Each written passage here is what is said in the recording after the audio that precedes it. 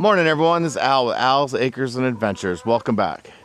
So last weekend showed you how we built this hugging stand for the chickens. Well, not really a hugging station, but you know, gotta call it something safe for YouTube. Later on that day, we processed 115 chickens. And I often get questions, or I often get asked, what do you do with your chicken? How do you cook them? Most people buy like chicken wings already cut up from the store, or boneless, skinless chicken breasts, but they really don't know how to deal with a whole chicken. And really, I think the best thing you can do when you're eating chicken is to use the whole chicken. White meat, dark meat, legs, thighs, breasts, they all have different nutritional content. So getting some variety in your chicken, no matter what you're putting it in, whether it be a stir fry, fried rice, or on a simple sandwich or chicken roll. So what I'm going to do today is I'm going to show you how I cook chicken. Pretty much every weekend, what I like to do is I like to cook 2 chickens, pull it, and that way I have protein for the week. My preferred method is I like to spatchcock it. When the weather's nice, I throw it on the pellet grill. If the weather's not so nice, I throw it in the oven. So I got Renee with me today. She's going to go into the kitchen with me. She's going to run the camcorder or whatever I'm videotaping on, and we are going to show you our process for cooking, spatchcocking, and then cooking a chicken. And at the end, I'm going to show you the quick final result of the pulled chicken, but we're not really going to go into how to pull it because I think you know how to pull some meat off the bone. So stick around, and thanks for joining us. So we're going to spatchcock some chickens today. I have, it's kind of a handy slicer. It's got some serrated on it, but we can also just use a standard old chef knife or a kitchen shears. Our kitchen shears are 30 some years old, very dull, so we're not gonna go that route. Shrink wrap bag. Homegrown.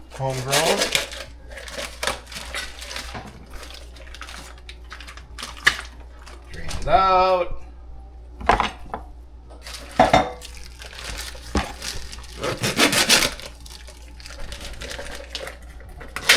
What we have is the breast side and the backbone side. We're gonna cut the backbone out. This is the head, that's the butt.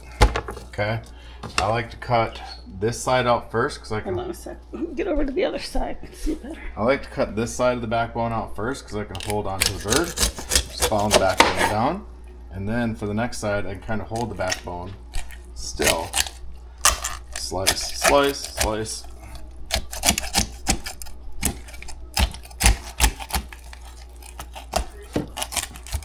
Backbone's out. Bag it so we can freeze it. Okay, the next thing I'll do is I'll just take and break the collarbone and it will lay flat. So let's do one more. Drain it. Again, breast side, back side, head, butt.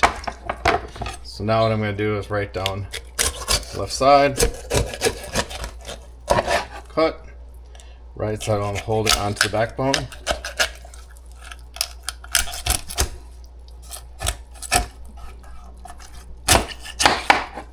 Cut. Bag and freeze. Break the collarbone. Break the collarbone. If you had a scissors, you can snip the breastbone here and that will open it up as well. Now I want to rinse them off. So I'm going to run some cold water. Done with the knife. Set them aside so I can wash it. Like to rinse it out. Sometimes there's stuff in the cleaning process. We like to get that clean there. Clean. I must have done what I did because it's looking really good. There, got one of the ribs broke. Clean. Clean. Clean. Cool. Any protein before we cook it. We like to dry it up. So what I'll do is I'll just get one, just pat it.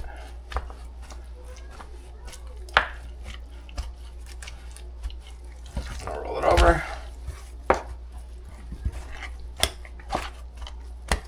Pat it dry.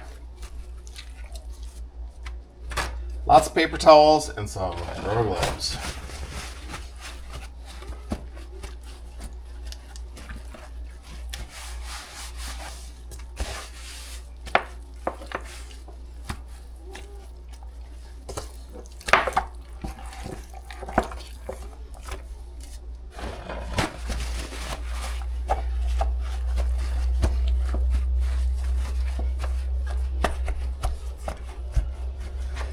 Good.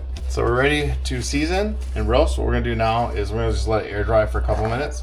We'll let the skin dry off a little bit. I'll show you how I season it and throw it on a smoker. All right, we're back. It's dry enough. I'm gonna pat it down one more time. Yeah, got nice and dry.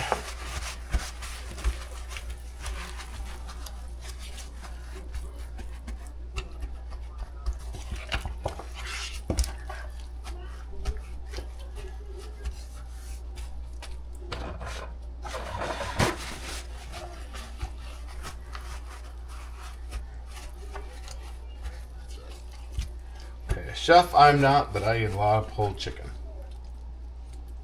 Okay, so what I'm gonna do, it's already pulled back pretty good here. Just pulling the skin back so we get meat exposed on both these. It's pulled back pretty good from cleaning already. Then, I'm gonna try to do everything left-handed. Not that side.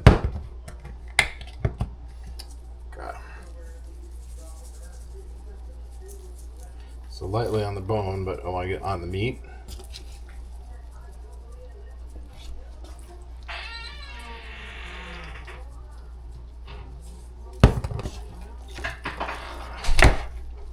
Okay, next we want to get the seasoning on the meat.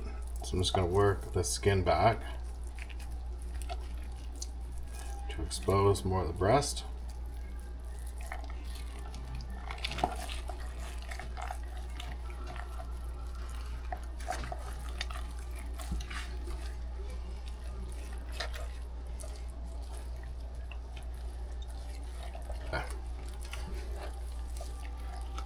Meat is exposed. Get some seasoning on the meat.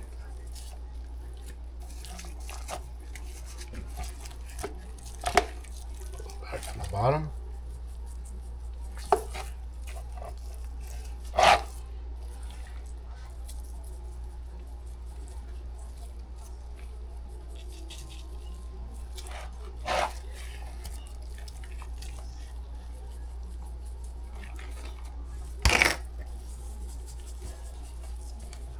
Just season the skin.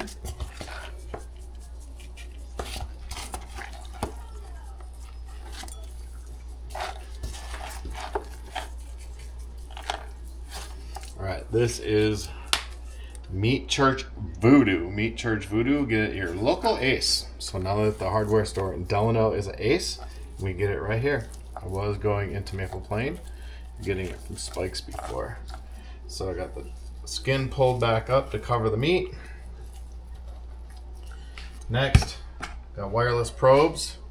Stick one in each end, or one in each chicken, in the deepest part of the breast.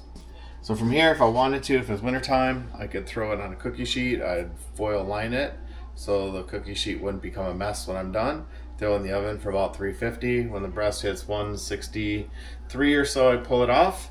What I'm gonna do today is I got the pellet grill going. We're gonna throw it out there. And I got it set at 270, so that way we get a little bit more smoke flavor. It's gonna cook a little bit slower.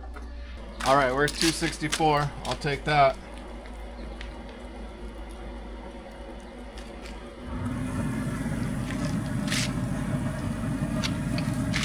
So the heat tends to come out of this side, so I put the breast facing. This side is a little cooler, so this one will be done second.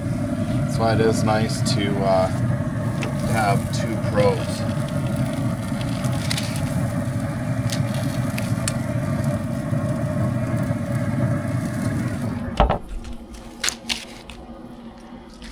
So we have the one nearest the burner, so one on, where's my finger, that side is 56.5, and then the one on the right is 62.8.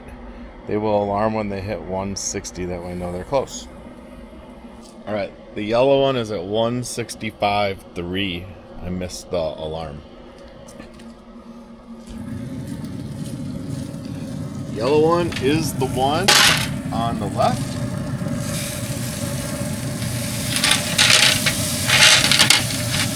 That was hot. We'll give the other one a couple minutes, but all right, the other one's going.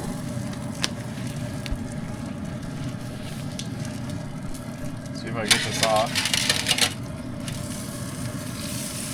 Oh, that worked. I'm gonna leave it, turn the thing off, so I gotta leave the door open while the grill cools down now. It'll turn off on its own. 2 chickens pulled. A mess.